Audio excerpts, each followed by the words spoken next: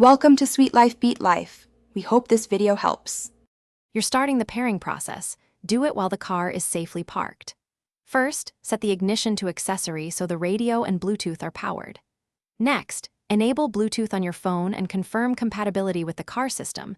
This avoids failed connections. Finally, on the infotainment screen, choose Pairing or Add Device so the car broadcasts its name. Once you see that name on your phone, you're ready to move to the next step.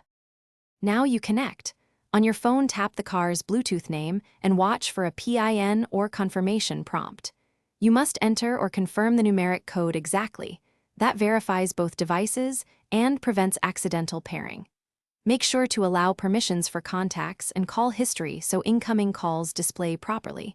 Also enable media/audio profile for music. Once authorized, set Auto Connect or finish by testing. Make a call and play music to confirm microphone, steering controls, and speaker routing all work. This validates the full setup. If you plan to use one phone regularly, set it as priority or enable Auto Reconnect and remove older paired devices that clutter the list and cause conflicts. If something goes wrong, restart your phone and the car's infotainment, clear the paired device list, then repair.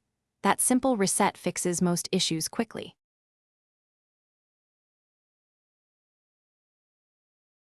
Thanks for watching. Consider subscribing if we helped you.